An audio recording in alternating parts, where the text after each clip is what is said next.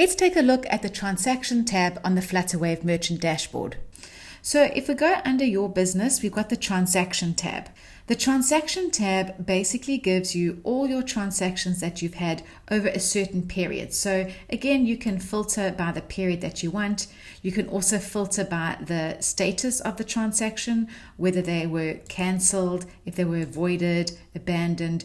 You can just tick, and then once you select filter, it will reflect.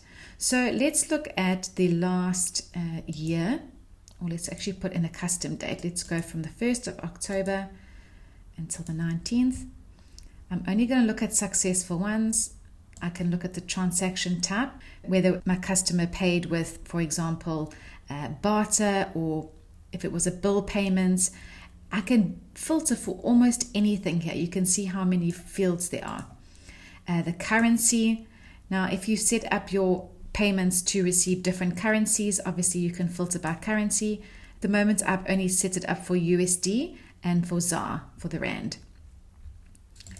Okay. So if I just filter this according to the dates and only successful transactions, it will populate with that date range. Okay. Here you can see it's automatically downloading these transactions into a CSV file for me.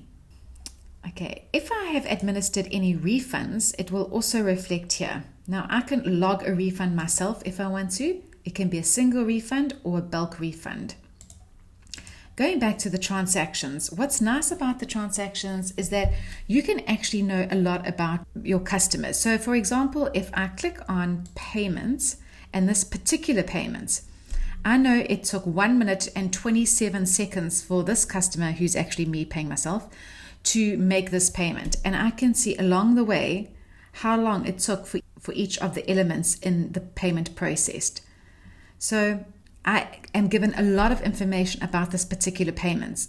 So I've got a transaction ID and a payment reference, and these will be given when or if, for example, the customer complains and says there's something wrong with the transaction. I'm going to refer to these, generally this, because this is what the customer will also receive. I have the customer information and the device information. So I know what device they paid on, the IP address that they had when they made the payment. So this is very nice. If your customer says, no, they tried to pay and they weren't able to, you can actually click onto the exact transaction and see where they went wrong. So this is where you have all your transactions. It's a very detailed view.